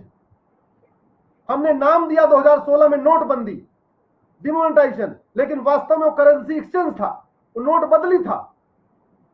500 के बदले 500, 1000 के बदले 2000। इसलिए जितने अलगाववादियों के पैसे थे, जितने आतंकवादियों के पैसे थे, जितने गद्दारों के पैसे थे, वो सारे बदल गए। 1000 की नोट के बदले उनको 2000 की नोट मिल गई। तो देश विरोधी काम कम कैसे होगा? अगर हमने वास्तव में 2016 में नोटबंदी किया होता, डिमोनेटाइजेशन किया होता, तो अलगाववाद, कट्टरवाद, नक्सलवाद, माओवाद बहुत कम हो गया होता। काले धन रखने वालों की कमर टूट गई होती। ये मोइन कुरैशी और जितने भी हैं, हसन अली, इनकी कमर टूट गई होती। लेकिन हमने क्या किया? विजय माल्या न पकड़ा जाए। अगर बड़ी सीधी सी बात है, अगर हम काले धन में 100 साल की सजा का कानून बनाएंगे तो केवल हसन अली और मोइन कुरैशी पे लागू तो नहीं होगा, वो तो चौकसी पे भी लागू होगा, माल्या पे भी लागू होगा। ये माल्या बचा रहे, ये चौकसी बचा रहे, ये नीरव बचा रहे, इसके चक्कर में हसन अली, मोइन कुरैशी बाहर घूम रहे। अब अंतर ये हो रहा है, ये हसन अली और मोइन कुरैशी जब लूटते हैं देश को, तो वो बड़ी मात्रा में उसका आधा पैसा जकात कर देते हैं। वो फंडिंग करते हैं, घुसपैठियों को फंडिंग करेंगे, घुसपैठ माफियाओं को देंगे, धर्मांतरण माफियाओं को देंगे, मजार माफियाओं को देंगे, दरगाह माफियाओं को देंगे, सबको पैसा लुटाते हो। और जब माल्या लूटता है, ये नीरो लूटता है, चौकसी लूटता है, अय्यासी करता है, वो अपना पर्सनल हेलीकॉप्टर खरीदेगा, जेट विमान खरीदेगा, ये खरीदेगा, वो खरीदेगा। अंतर ये आ रहा है। इसलिए मैं कह रहा हूं, जितना जरूरी है कठोर कानून, उतना ही जरूरी है राष्ट्रीय जागरण, लेकिन उतना ही जरूरी है भ्रष्टाचार के खिलाफ कठोर कानून, उतना ही जरूरी है। हमारे यहां ये जो घूसखोर बाबू हैं, ये जो लूटते हैं ना, मैं आपको व्यक्तिगत अपना अनुभव बता रहा हूं, तो ये केवल और केवल हार खरीद लूं, सोना खरीद लूं, गाड़ी खरीद लूं, मर्सिडीज खरीद लूं, ये खरीद लूं, जितना लूटते हैं उसका 10% भी नहीं देते कि भैया दे दूं, जरा सनातन के लिए कोई काम कर रहा है, उसको कुछ पैसे मिल जाएंगे। लेकिन दूसरी तरफ वो टैक्स चोरी करता है, लूटता है, मिलावटखोरी करता है, जमाखोरी करता है, कालाबाजारी, कुछ भी करता है। अरे वहां तो रिक्शे वाला भी 10% अपना दे के आता है, कबाड़ बीनने वाला भी महीने में कमाई का 10% दे के आता है। ये अंतर आ रहा है। अब एक तरीका है, आप बराबरी कैसे करोगे? यहां तो भूखे मर रहे, यहां तो जो देश के लिए लड़ रहे हैं उनको छोड़ दिया गया मरने के लिए। उनको ऐसा कर दिया गया है कि ये अपने आप दम तोड़ दे, चिल्ला चिल्ला के दम तोड़ दे। और दूसरी तरफ मोटी फंडिंग हो रही है। कांग्रेस ने मिशनरियों की जो फंडिंग होती थी यूरोप से, अमेरिका से, पहले होती थी हवाला के जरिए। उस हवाला के जरिए जो धर्मांतरण का पैसा आता था मिशनरियों को, उसको लीगलाइज करने के लिए 2012 में कानून बनाया, उसको कहते हैं FCRA। कितने मतलब वो शातिर हैं कि बाहर का जो पैसा आया उसको उन्होंने क्या किया कि जितने भी थे उनकी NGO रजिस्टर करवा दिया। उनको लगा 2012 में हो सकता है 2014 में सत्ता बदले, हो सकता है हवाला पे कुछ रोक लगे, हो सकता है पैसा आने में दिक्कत हो। फटाफट सारे NGOs को रजिस्टर करवाया, FCRA कानून बनाया, सबको FCRA का लाइसेंस दिलवा दिया। और FCRA के जरिए कम से कम 1 लाख करोड़ रुपए आता है भारत में। 1 लाख करोड़ छोटी मोटी रकम नहीं है। हम क्या कर रहे हैं? 10 NGO पकड़ के लाइसेंस कैंसिल कर दिया, 12 NGO का लाइसेंस कर दिया, 10,000 का कैंसिल। अरे जड़ पे हम क्यों नहीं समझ में आ रहा, मट्ठा डाल रहे हैं। उस FCRA कानून को खत्म क्यों नहीं कर रहे हम? जिस FCRA से किसी एक राष्ट्रवादी को, किसी एक देशभक्त को 1 रुपए पैसा नहीं मिलता, हम उस एफसीआरए को कानून क्यों ढो रहे हैं? हम घुसपैठियों को अंदर आने पे क्यों ढूंढ रहे हैं? हम घुसपैठियों को ही बॉर्डर पे क्यों नहीं ढूंढ ले रहे? बड़ी सीधी सी बात है। घुसपैठियों को बॉर्डर पे पकड़ना आसान है, लेकिन एक बार अगर भारत के अंदर इंटर कर गया उसको ढूंढना बहुत मुश्किल है। ऐसे ही जब एक बार पैसा एफसीआरए के जरिए भारत में आ गया, उसके बाद उसकी ऑडिट करना कि सही काम में जा रहा है कि गलत काम में जा रहा है, कहां जा रहा है कहां नहीं जा रहा है, वो तो बहुत लंबी काम है। और जिसको आप ऑडिट के लिए लगाओगे वो भी थोड़ा लेन देन करके वो भी अच्छी रिपोर्ट बना देगा। उस एफसीआरए कानून को हम क्यों ढो रहे हैं, जिसको अगर वास्तव में जो यहां अच्छा काम कर रहा है, किसी अमेरिका के एनआरआई को या किसी को चंदा देना होगा, सीधे उसके खाते में पैसा भेज देगा। पुष्पेन जी के खाते में पैसा आ जाएगा, अश्विनी उपाध्याय खाते में पैसा आ जाएगा। हमें एफसीआरए की क्या जरूरत है अगर हम ईमानदारी से काम कर रहे हैं तो? अब समझ में नहीं आ रहा सर अपना कहां पीटे, किसको समझाएं कि ये एफसीआरए हमारे लिए नासूर बना हुआ है। मैं आपसे क्या कह रहा हूं कि कैंसर की जब कैंसर हो जाता है विकराल अवस्था में, तो केवल दवा से काम नहीं होती, ऑपरेशन भी करना पड़ता है, दवा भी करना पड़ता है, मेडिटेशन भी करना पड़ता है, बार बार ब्लड भी चेंज करना पड़ता है और कीमोथेरेपी भी करनी पड़ती है, तब जाके कैंसर कंट्रोल में आता है। तो जब अगर हम चाहते हैं कि घुसपैठ जिहाद कम हो, खासतौर पर धर्मांतरण जो आज हम चर्चा कर रहे हैं, ये धर्मांतरण जिहाद कम हो, लव जिहाद कम हो, तो इसको आप कठोर कानून भी बनाना पड़ेगा, एफसीआरए खत्म करना पड़ेगा। और इस देश में ये तो सरकार मानती है, 80 करोड़ लोगों को मुफ्त में राशन दिया जा रहा है। भाई साहब आपने भी सुना होगा, सरकार खुद कह रही है कि भारत में 80 करोड़ लोगों को तो मुफ्त में राशन दिया जा रहा है। इसका मतलब उनकी पर डे की इनकम 55 रुपए से कम है। और सरकार मानती है कि भारत में 80% लोग पर डे 100 रुपए से कम खर्च करते हैं। तो जिस हमारे देश में जब 80% लोग 100 रुपए से कम खर्च करते हैं, मात्र 20% लोग पर डे 100 रुपए से ज्यादा खर्च करते हैं, और उन 20% के पास डेबिट कार्ड भी है, क्रेडिट कार्ड भी है, आधार भी है, पेटीएम भी है, भीम भी है, यूपीआई भी है, गूगल पे, भगवान कुछ न कुछ तो है सबके पास। तो फिर हम 5,000 रुपए से महंगे सामान का कैश लेन देन क्यों नहीं बंद कर देते? फिर हम 100 रुपए से बड़ी नोट क्यों नहीं बंद कर देते? आप जरा सोचिए, पूरे अरब देश में जहां से इस्लाम शुरू हुआ, एक भी मजार आपको नहीं मिलेगी, क्योंकि मजार की पूजा हराम है, मजार की पूजा नापाक है। भारत में आप कहीं भी किसी भी सड़क पे चलिए, आपको हर 1 किलोमीटर के बाद एक मजार मिलेगी। भारत के मुख्य चुनाव आयुक्त, चीफ इलेक्शन कमिश्नर के गेट के ऊपर मजार बनी हुई है। पुरानी दिल्ली रेलवे स्टेशन पे मजार बनी हुई है, इलाहाबाद रेलवे स्टेशन में मजार बनी हुई है, गाजियाबाद रेलवे स्टेशन में मजार बनी हुई है। कहां नहीं बनी है? तो जो मजार वहां खाड़ी देशों में अरब में नापाक है और हराम है, वो भारत में पाक कैसे हो गई? ये हमारे हिंदू इतनी सी बात क्यों नहीं समझ पा रहे? जो दरगाह पूरे अरब में आपको एक भी दरगाह नहीं मिलेगी, क्योंकि दरगाह हराम है, नापाक है, दरगाह में जाना हराम है, नापाक है। आप भारत में किसी सड़क पे चलिए, आपको हर 1 किलोमीटर के बाद एक दरगाह मिलेगी, रेलवे स्टेशनों के ऊपर दरगाह मिलेगी, बस अड्डों के आसपास यहाँ तो वाइटल प्लेसेस पे बनाई गई हैं। पार्लियामेंट के सामने रेड क्रॉस रोड पे बनी हुई है, एयरफोर्स भवन जहां है चौराहे पे मस्जिद भी बनी है और वहां किनारे पे मजार भी बनी हुई है, पार्लियामेंट के राष्ट्रपति भवन के पीछे बनी हुई है, राष्ट्रपति भवन के इंडिया गेट पे बनी। तो वो बड़े वाइटल जगह बनाई गई हैं जिनकी अपने दूसरे कामों के लिए भी इस्तेमाल हो सकती है। वैसे आप सुरक्षा की बात आप करते हैं, लेकिन आप मुझे बताइए, एयरफोर्स भवन जो भारत का सुरक्षा का इतना बड़ा अपना हेड ऑफिस है, उसके सामने मस्जिद भी बनी है चौराहे पे और मजार भी है। कौन लोग आ रहे हैं, कहां से आ रहे हैं, किस तरीके से आ रहे हैं? तो ये क्लासिक बात है। और एक बात आपको बताऊं मैं, क्योंकि मैं उस ऑर्गेनाइजेशन में काम कर चुका हूं जी। रेल भवन वाला चौराया है जी, वहां एक बिल्डिंग है, आईफेक्स बिल्डिंग है, वहां एक आईफेक्स बिल्डिंग है पुरानी, वहां पे आर्ट गैलरीज वगैरह, आर्ट एग्जीबिशन लोग लगाते हैं, बिल्कुल रेड क्रॉस से जुड़ी हुई है। उसके तीसरे फ्लोर पर बीबीसी का ऑफिस था पिछले कई सालों से, और वहां से आप अगर देखें खिड़की खोल के तो पार्लियामेंट का गेट नजर आता था वहां से जी, अंदर वाला, जहां पे प्राइम मिनिस्टर की गाड़ी रुकती थी। जी तो जी जी। और बीबीसी वहां से चल रहा था। मैं तो जब वहां रहा तब मैंने नोटिस किया कि ये कैसे मुमकिन है भाई, अल्टीमेटली एक विदेशी कंपनी है, यहाँ कौन अंग्रेज बीबीसी के नाम पे आता है, कौन जाता है, उसकी कोई चेकिंग थोड़ी नहीं होती, वो किस एजेंट है। तो हमारे यहाँ तो मतलब लोगों ने ये मान ही लिया है। और मैं बताता हूं कि 89 और 88 में जब मैं आया था तो बहुत छोटी सी मजार थी इलेक्शन कमीशन के सामने, अब तो बाकायदा कवर करके उर्स होने लगा वहां पे, यानी हाँ फुटपाथ पूरा घेर दिया गया है।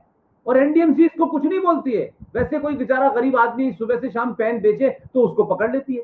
तो ये तो एक तरीके से मैं समझता हूं अश्वनी भाई के हिंदुओं को इस देश में ये मान ही लिया गया है कि इनको टॉलरेट करना है, फिर वो मानने लगे सरकार को हमें टॉलरेट ही करना है, इस जुडिशरी को हमें टॉलरेट ही करना है। मैं इसलिए कह रहा हूं कि भारत की सुप्रीम कोर्ट हिंदुइज्म क्या है इस पे परिभाषा दे देती है, लेकिन एक मुसलमान, ये भी नहीं कि चलो कोई एक हिंदू चला, वो मुसलमान 26 आयतें लेके गया तो उस पर तो सुनने की हिम्मत ही नहीं थी उनकी। तो चलिए मैं राजनीतिक लोगों का स्वार्थ मानता हूं, जज साहब की कुर्सी तो इस बात से तय नहीं होगी कि उन्होंने किस पे फैसला दिया किस पे नहीं दिया, अनलेस एंड जज साहब के मन में ये हो कि मुझे इसके बाद में गद्दी चाहिए, मुझे राज्यसभा जाना है, मुझे चेयरमैन बनना है, ये तो एक अलग बात। लेकिन इतने सारे जजों में बहुत सारे जज ऐसे आए जिनका ये कोई राजनीतिक स्वार्थ नहीं था, वो भी तो इन मामलों को सुओ मोटो नहीं लेते।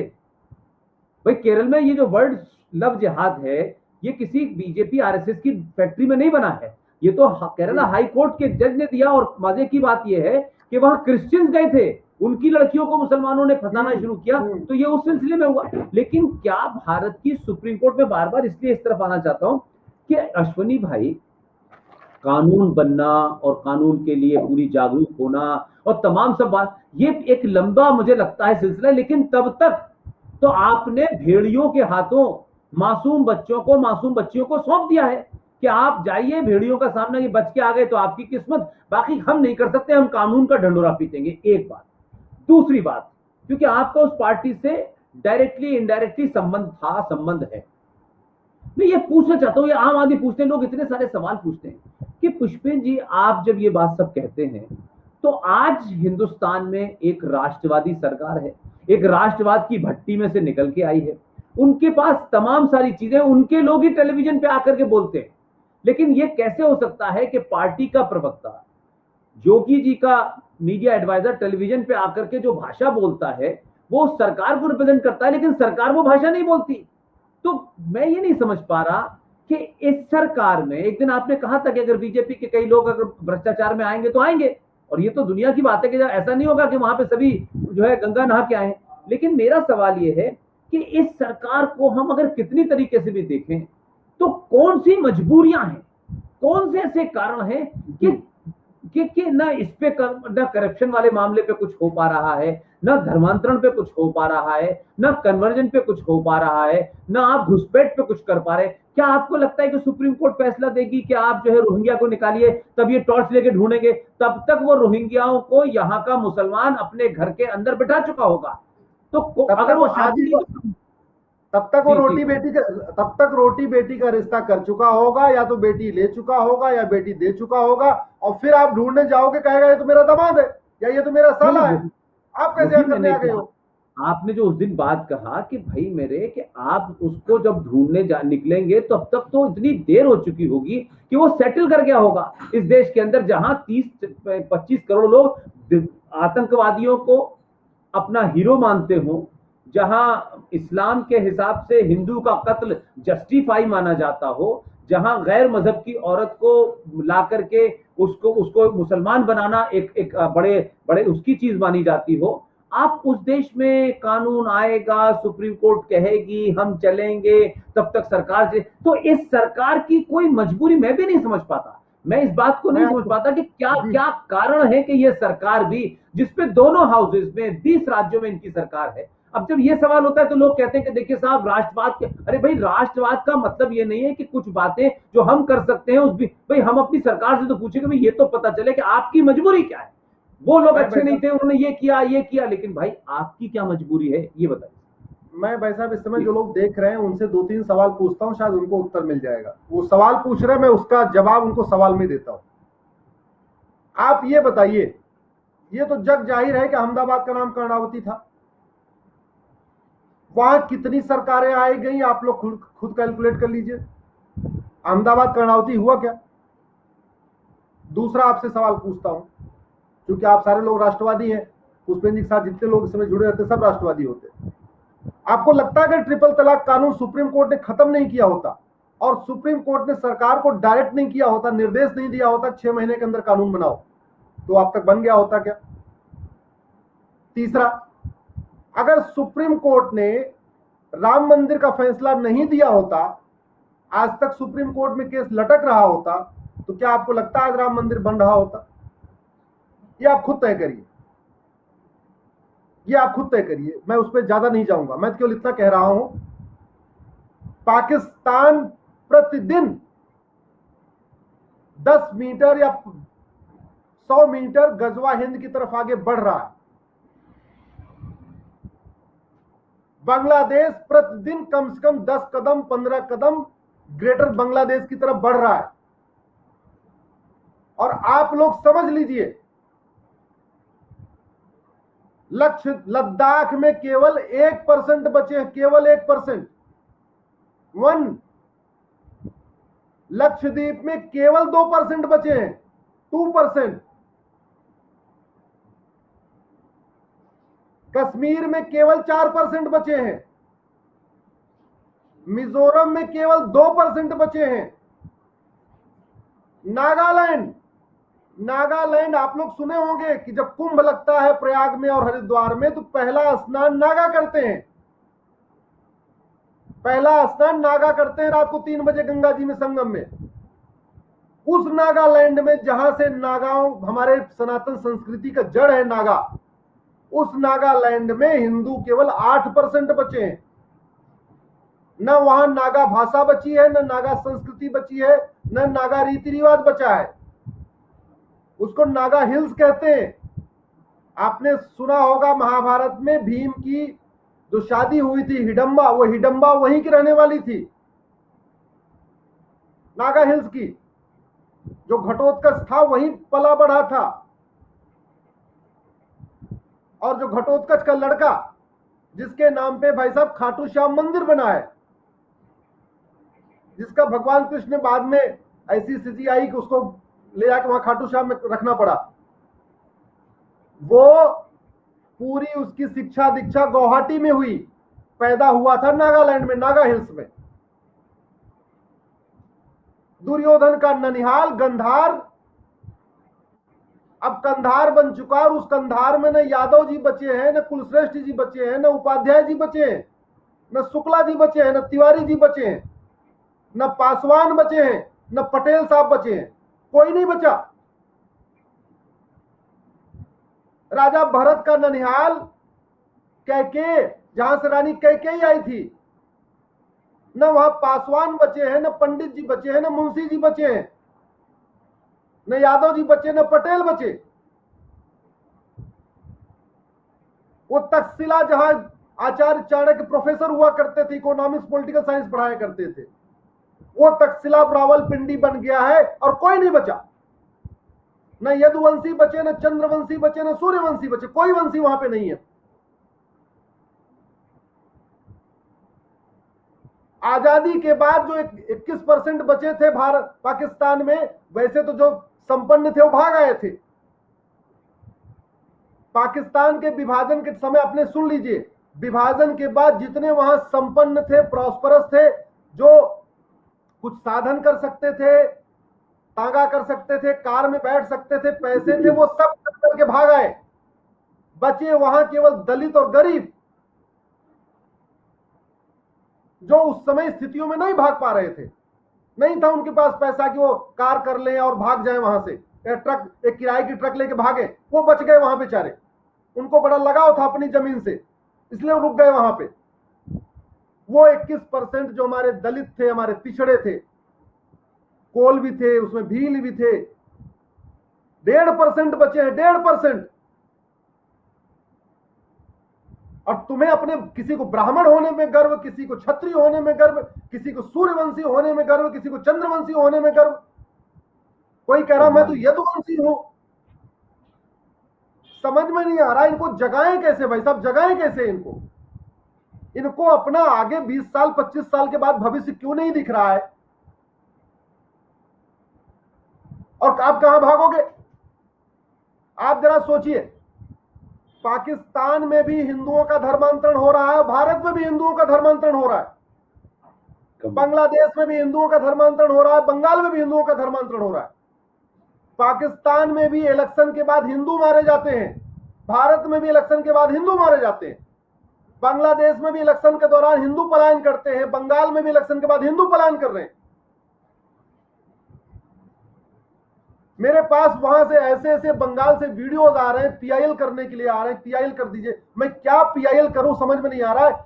लोगों का गर्दन काटा गया है, काटा, वहां रोहिंग्या बांग्लादेशियों ने काटा है, ऐसे हाथ पैर तोड़ के विक्षिप्त कर दिया। वो तो मीडिया में आई नहीं है, मेरे पास तो पर्सनल लोग आके दे रहे हैं, कह रहे जी सीबीआई जांच करा दो। हमने कहा सीबीआई जांच क्या कर लेगी? सीबीआई को तो बंगाल में खुद ही पीट दिया ममता बनर्जी के लोगों ने, सीबीआई का खुद ही घेराव कर लिया। सीबीआई खुद को नहीं बचा पाई, सीबीआई आपको कहां से बचा देगी? ये कड़वी सच्चाई है भाई साहब, इसको बोलना पड़ेगा। सही बात। जो सीबीआई अपने लोगों को नहीं बचा पाई, सीबीआई को घेरा गया, वो सीबीआई कुछ नहीं कर पाई, वो कैसे कुछ कर लेगी? और क्यों नहीं कर पा रही है? 1860 का इंडियन पिनल कोड, 1861 का पुलिस एक्ट। मुझे समझ में नहीं आ रहा है। डॉक्टर अपना काम ईमानदारी से कर रहे हैं, टीचर अपना काम कर रहे हैं, वैज्ञानिक अपना काम कर रहे हैं। अरे हमारे सांसद दुनिया के कानूनों को क्यों नहीं पढ़ रहे हैं? और नहीं पढ़ना चाहते तो जो बना के देने के लिए तैयार, उससे क्यों नहीं ले लेते? मैं तो कह रहा हूं, मैं आपको दुनिया का सबसे बढ़िया घुसपैठ नियंत्रण कानून बना के दूंगा, आप लागू करिए, आप लागू करिए। मैं गारंटी लेता हूं 80% घुसपैठ रुक जाएगी, 80% घुसपैठ रुक जाएगी। मैं आपको दुनिया का चाइना से भी कठोर धर्मांतरण विरोधी कानून बना के दूंगा, आप संसद में लागू करिए। मैं गारंटी के साथ कहता हूं कम से कम 60 से 70% धर्मांतरण रुक जाएगा। बाकी रोकने के लिए आपको फिर काला धन रोकना पड़ेगा, बाकी और चीजें करनी पड़ेगी, लेकिन इतना हो जाएगा, 60-70% रुक जाएगा। मैं आपको जनसंख्या नियंत्रण का ऐसा कानून बना के दूंगा कि 2 से 3 तो कर लेंगे, चौथा कोई नहीं कर पाएगा। 3 तो कर लेंगे, चौथा नहीं कर पाएंगे। अभी कुछ राज्य सरकारें शुरू कर रही हैं, मैंने पूछा भैया क्या करोगे? करें सब्सिडीज जोड़ेंगे, इससे जोड़ेंगे। अरे मैंने कहा जिस देश में लोग बिना पुलिस के डर के, बिना 5,000 रुपए पेनाल्टी के डर से हेलमेट नहीं लगाते, जहां यहां पे लोग, जबकि उनकी सुरक्षा होगी, जहां जिस देश में पुलिस के बिना डर के और बिना पेनाल्टी के डर के सीट बेल्ट नहीं पहनते, वो जनसंख्या नियंत्रण करेंगे। सरकारी नौकरी उनको चाहिए नहीं, चुनाव उनको नहीं लड़ना, चुनाव 15-20 साल के बाद संविधान बदल के फिर इकट्ठे चुनाव लड़ेंगे। तो मैं कह रहा हूं कि भैया, भाई साहब, मैं आपसे फिर से यही कह रहा हूं, कैंसर जब होता है तो आपको आयुर्वेद भी लेना पड़ता, योग भी करना पड़ता, मेडिटेशन भी करना पड़ता, ब्लड को जब ब्लड कैंसर होता है तो ब्लड भी बार बार 3-3 महीने चेंज कराना पड़ता है, और ऑपरेशन की जरूरत पड़ती, सब कुछ करना पड़ता है। इसीलिए मैं कह रहा हूं जो ये जिहाद चल रहा है, खासतौर पे घुसपैठ जिहाद, और आज जो विषय आपने लिया धर्मांतरण जिहाद, भाई एक विषय मैं बताना आपको भूल गया। अरब में, आप तो वैसे सब जानते हैं, अरब में बड़े बड़े जो शेख हैं, नवाब हैं, जो सोने के चम्मच से खाना खाते हैं और सोने की प्लेट में खाना खाते हैं, उनका भी पक्का कब्रिस्तान नहीं है। हमारे देश में कब्रिस्तान की बाउंड्रियां बन रही है, ये हमारे लोगों को समझ में क्यों नहीं आ रहा? ये हमारे सांसदों क्यों नहीं समझ में आ रहा है कि अगर भारत में, भाई बड़ी सीधी सी बात है, इस कोरोना से लड़ने के लिए हमने क्या क्या नहीं किया। अमेरिका से टाई अप किया, अमेरिका की वैक्सीन बना रहे हैं, स्पुतनिक बना रहे हैं, रूस से मंगा रहे हैं, और भगवान जाने इजराइल से क्या क्या सीख रहे हैं, सब कुछ कर रहे हैं ना। इस कोरोना महामारी से कम 100 गुनी बड़ी महामारी तो हमारे देश को लग चुकी है। इस कोरोना महामारी से तो हम बच जाएंगे, 2-4 लोग जाएंगे, हमारी पूरी पीढ़ी नहीं खत्म होने वाली है। मास्क लगा के घर में बैठे रहेंगे तो कोरोना नहीं पकड़ेगा। लेकिन जो इससे भी बड़ी बीमारी है, जो लब जिहाद चल रहा है, धर्मांतरण जिहाद चल रहा है, घुसपैठ जिहाद चल रहा है, मजार जिहाद चल रहा है, मस्जिद जिहाद चल रहा है, मदरसा जिहाद चल रहा है, कब्रिस्तान जिहाद चल रहा है, जनसंख्या जिहाद चल रहा है, उससे निपटने के लिए हम क्या कर रहे हैं? एक कोरोना के लिए तो हमने पूरी दुनिया के साथ टाई अप कर लिया, ब्राजील से टाई अप कर लिया, कनाडा से टाई अप कर लिया, रसिया से स्पुतनिक मंगा रहे, अमेरिका की फाइजर की वैक्सीन मंगा रहे। अरे अमेरिका से फाइजर की वैक्सीन मंगा सकते हैं, हम अमेरिका का कानून नहीं ले सकते भारत में? इतना फ्री बड़ा में वो वायरस भी, फैला हुआ हमारे देश में, फ्री में। फ्री में। रूस की स्पुतनिक लेने में पैसा लग रहा है। रूस का घुसपैठ विरोधी कानून, आप भाई साहब बड़े कॉमन सेंस है, आखिर ये घुसपैठ अमेरिका, फ्रांस, रूस में क्यों नहीं होती? जितना धड़ल्ले से धर्मांतरण यहां हो रहा है वो चाइना में क्यों नहीं होता? जितनी तेजी के साथ यहां अलग अलग तरीके के जहाज चल रहे हैं वो चाइना और फ्रांस में क्यों नहीं हो रहा है? फ्रांस थोड़ा लिबरल हुआ था, फ्रांस ने सीख लिया, लेकिन हम तो आज भी उसी पर्शिया के रास्ते पे चल रहे हैं। और जैसी करनी वैसी भरनी, जैसा कर्म होता वैसा फल। हमारी सारी की सारी नीतियां पर्सिया जैसी है। जिस तरीके से पर्सिया के राजा पर्सिया को चला रहे थे, विकास करने पे लगे हुए थे, और उनको यह नहीं पता चला कि पर्सिया ईरान कब बन गया। हम उसी नीतियों पे चल रहे हैं। हमें समझ में नहीं आ रहा, हम प्रतिदिन विकास नहीं विनाश कर रहे हैं। हम प्रतिदिन सनातन का विनाश कर रहे हैं। हम प्रतिदिन 10 कदम विनाश की तरफ आगे बढ़ रहे हैं। मुझे नहीं पता जीडीपी कितनी बढ़ रही है, मुझे नहीं पता हम कितना विकास कर रहे हैं, लेकिन मैं इतना कह सकता हूं हम प्रतिदिन विनाश की तरफ जा रहे हैं। प्रतिदिन 1000-2000 लोगों का धर्मांतरण हो रहा है। अरे 2017 में 5 करोड़ घुसपैठिए आ गए थे, अब तो 10-20 लाख और हो चुके होंगे। इतने कम है क्या? 5000 घुसपैठियों ने तो जाके पर्शिया को ईरान बना दिया। हमारे यहां तो 5 करोड़ बैठे हुए। 9 राज्यों में अल्पसंख्यक हो गए, जगने के लिए और चाहिए क्या कुछ? 9 राज्यों में अल्पसंख्यक होने के बाद भी, और अगर अभी नहीं आंख खुलेगी तो क्या पूरे भारत में अल्पसंख्यक हो जाएंगे तब आंख खुलेगी? मैं इसलिए कह रहा हूं भाई साहब, समस्या जहां हो समाधान वहीं होना चाहिए। पैर में दर्द हो तो दवा पैर की होती है, हड्डी में दर्द हो तो दवा हड्डी की होती है, आंख में दर्द हो तो दवा आंख की होती है। समस्या राष्ट्रीय है और समाधान राज्यों को हमने छोड़ दिया कि जो राज्य चाहे वो कर ले। ये समस्याएं, हमारा संविधान कहता है आर्टिकल 25 धर्मांतरण के खिलाफ, साम दाम दंड भेद द्वारा धर्मांतरण नहीं होना चाहिए। अब किसने रोका मुझे समझ में नहीं आ रहा, किसने रोका हुआ है नहीं समझ में आ रहा है। और प्राइवेट जो हमारे ये जनप्रतिनिधि हैं, मैं तो उनको जनप्रतिनिधि नहीं कहता, मैं तो कहता हूं दल प्रतिनिधि, बिना पार्टी से पूछे एक शब्द बोलेंगे नहीं, बिना पार्टी से पूछे एक प्राइवेट बिल नहीं पेश करेंगे। पैसा लेंगे लेकिन मंदिरों का चढ़ावा लेंगे, उससे वेतन भत्ता लेंगे, लेकिन मंदिरों को बचाने के लिए कुछ नहीं करेंगे। हम 500 साल के लिए अयोध्या का राम मंदिर बना रहे हैं भाई साहब, आपको लगता है 500 साल में यहां बचने वाले? मैं बार बार ये कहता रहा हूं, ये तो मैंने कई बार रिपीट किया भाई कि इतना भव्य हम बना रहे हैं, ठीक है। तो क्या जो आज, चलिए मैं मान लिया भव्य पे मेरा कोई एतराज नहीं, बट मैं कह रहा हूं कि आप पूरे मध्य प्रदेश में चले जाएं, उड़ीसा, हजारों करोड़ों ऐसे ऐसे मंदिर हैं जिनका आर्किटेक्ट आज दुनिया में कोई सानी नहीं है उनका, उनको सोच ही नहीं सकते कि पूरी की पूरी चट्टान के अंदर एक मंदिर बना हुआ है। और क्या उनका आर्किटेक्चर, वो टूटे पड़े हुए हैं, उनकी वो वहीं की मरम्मत भी कर दें तो वो दुनिया के अंदर सिर्फ आपकी जो विरासत है उसको देखने से आपको पैसा मिल सकता है, वो आज भी टूटे पड़े हैं। मध्य प्रदेश में तो 15 साल से सरकार है, लेकिन भोजशाला का इंतजाम नहीं किया उन्होंने, वो भी क्या कहते हैं ऊपर ऊपर पानी लगाते घूम रहे हैं। तो सवाल यह है कि आप ये भी नहीं कह सकते कि साहब आपको मौका नहीं दिया था हिंदू समाज ने, ये भी नहीं कह सकते कि सनातनी समाज ने आपको पूरी ताकत नहीं दी थी। अब आप ताकत लेने के बाद ये सोचे कि मैं अगली बार, फिर अगली बार, फिर अगली बार, तो भाई साहब किसी की गारंटी नहीं है, कोई चीज परमानेंट नहीं है।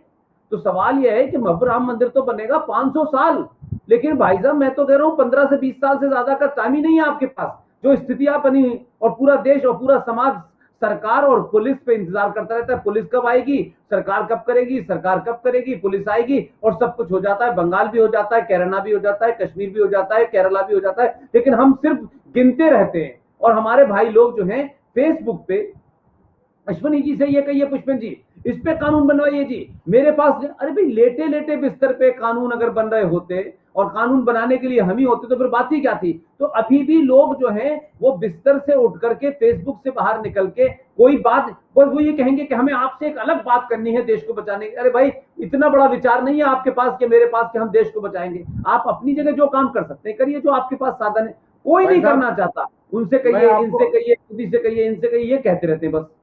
मैं आपको इस समय 8 अगस्त को पता चल जाएगा कि वास्तव में भारत में कितने देशभक्त हैं और वास्तव में कितने लोग सनातन को बचाने के लिए चिंतित हैं।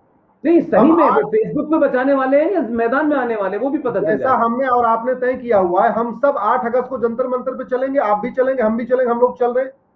हम लोग अंग्रेजी कानून चलाएंगे, हम इस देश में घुसपैठ नियंत्रण कानून की मांग करेंगे कठोर, हम धर्मांतरण नियंत्रण कानून की मांग करेंगे कठोर, हम जनसंख्या नियंत्रण कानून की भी मांग करेंगे, हम समान नागरिक संहिता की मांग करेंगे, हम एक देश एक अपराध संहिता की मांग करेंगे, एक देश एक नागरिक संहिता की मांग करेंगे। इस देश में 2 चीज बहुत जरूरी है, 1 nation 1 civil code, 1 nation 1 penal code. और जैसा मैंने आपको बताया कि घुसपैठ पे अलग से कानून नहीं चाहिए, धर्मांतरण पे अलग से कानून नहीं चाहिए, जनसंख्या पे अलग से नहीं।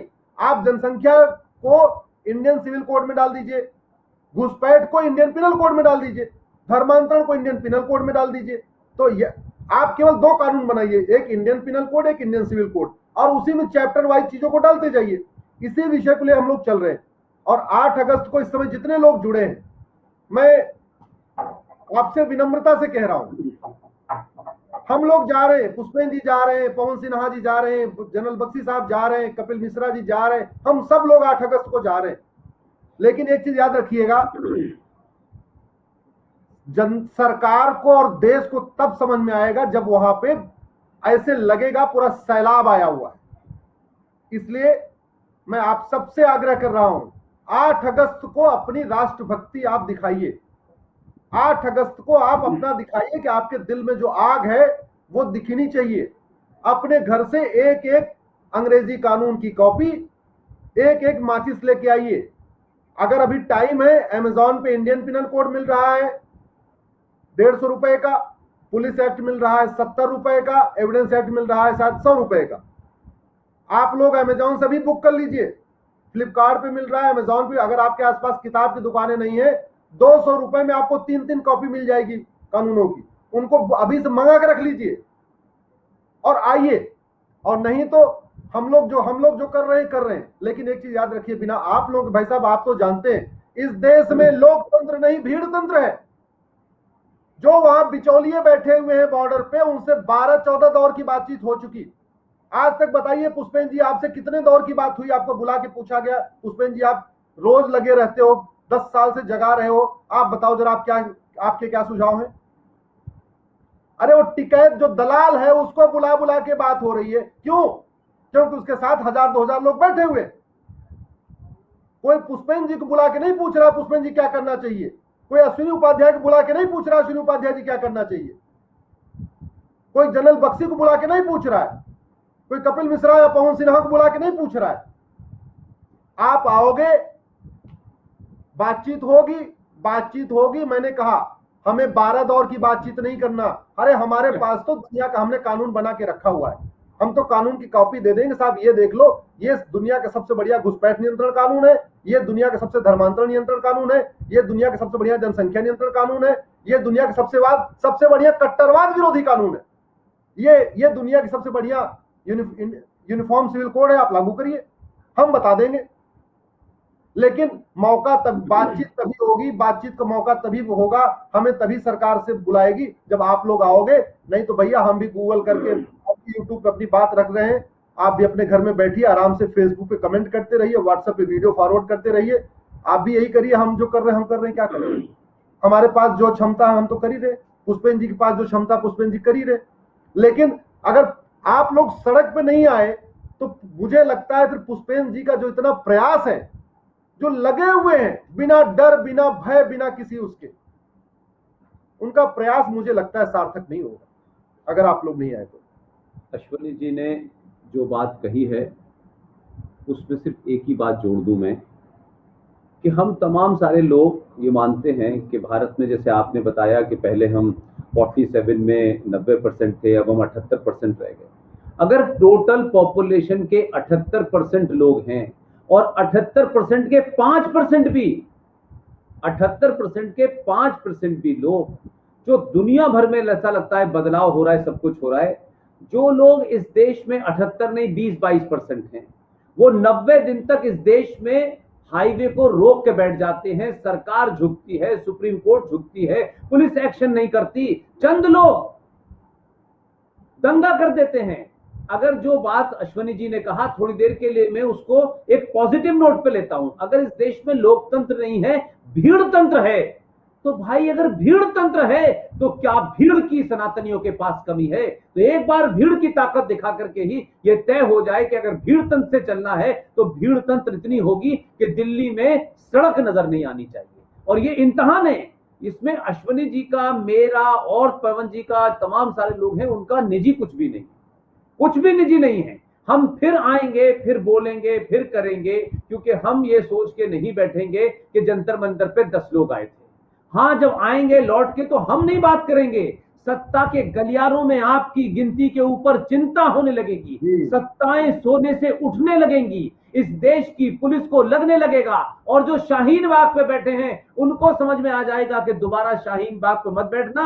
एक बार अगर ये बैठ गए तो फिर दिल्ली में घुसने की जगह नहीं मिलेगी। लिहाजा 8 अगस्त को जो अपील है, ये कोई राजनीतिक अपील नहीं है, ये एमपी एमएलए बनने के लिए, चेयरमैन बनने के लिए, सरकार को ताकत दिखाने के लिए टिकट की भीड़ नहीं इकट्ठी होना चाहती। मैं फिर कह रहा हूं, ये शब्द अपने आप में थोड़ा निगेटिव लगता है, भीड़ तंत्र, लेकिन भीड़ तंत्र से ही अगर दुनिया तय होनी है तो क्या भीड़ तंत्र हमारे पास कम है? हम भीड़ का हिस्सा बनने के लिए तैयार हैं। कोई ये नहीं कह रहा है कि पीएचडी की डिग्री वाले ही वहां पहुंचेंगे, डॉक्टर वहां पहुंचेंगे और इंजीनियर वहां पहुंचेंगे। जिसको भी इस बात का 1% दर्द है कि भारत का भविष्य जिस तरफ जा रहा है वो नहीं जाना चाहिए, और ये कानून और वो कानून, भाई कानून की मांग करते रहिए, लेकिन आपका अपना जो दायित्व था वो तो निभाइए कम से कम। सिर्फ इस बात के लिए बाहर आएंगे कि 26 जनवरी हो गई, हम 26 जनवरी देखने आ गए, 15 अगस्त देखने आ गए, ये सालों से चल रहा था, सालों तक चलता रहेगा। इस देश में लड़ाई हर चीज के लिए सड़कों पे करनी पड़ती है। नेता वोट भी मांगते हैं तो फेसबुक से नहीं मांगते हैं, वो भी जा जाके लाते हैं, भीड़ इकट्ठी होती है और वही भीड़ जिताने और हराने का काम करती है।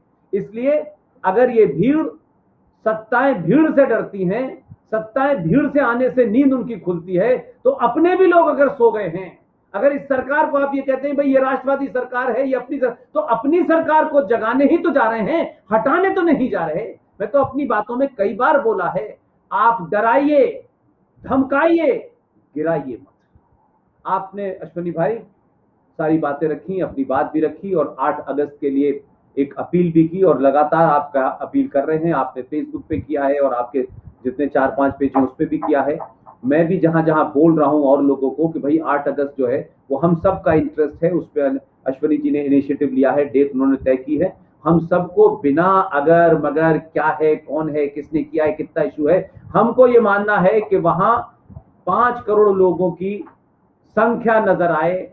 ना इसमें अश्वनी जी का कद बढ़ेगा, ना पुष्पेंद्र जी का कद बढ़ेगा, किसी का कद नहीं बढ़ेगा। वहां कोई नेता नहीं है, हर आने वाला वो आदमी जो अपने खर्चे से वहां पहुंचा है वो हमसे भी ज्यादा बड़ा आदमी होगा। आप आए, आपने एक बार ऐसे ज्वलंत मुद्दे के ऊपर फिर दोबारा इतनी लंबी बात की, कई बातें हम बार बार आप जब रिपीट करते हैं तो उससे वो हैमरिंग करने की कोशिश आप करते हैं। मैं देखता हूं कि लोगों को बार बार याद दिलाना है। अश्वनी भाई, दुनिया में क्या होगा हम नहीं जानते, हमसे जो हो सकता है हम कर रहे हैं, ताकि हमारे मन में ये न रहे कि हम जो करना चाहते थे वो हमने नहीं किया, हमने अपनी जिम्मेदारी नहीं की और हम इसने और उसने और दूसरों पर डालते रहे। लिहाजा इस मुहिम को जिंदा रखें, लगातार रखें। और आपने तो इसके ऊपर भी पीआईआर डाली हुई है धर्मांतरण के खिलाफ, और कोर्ट में जो कुछ हो सकता है वो कोर्ट में करें, कोर्ट के बाहर जो हो सकता है वो भी आप कर रहे हैं। तो आपका मैं कैसे शुक्रिया अदा करूं, लेकिन यह है कि मैं आपका शुक्रिया अदा करूं, आप मेरा करें, इससे अच्छा यह है कि हम दोनों में से किसी का ना करें। हम दोनों लगातार इस मुहिम में लगे रहें। बहुत बहुत धन्यवाद, thank you very much Ashwini. धन्यवाद।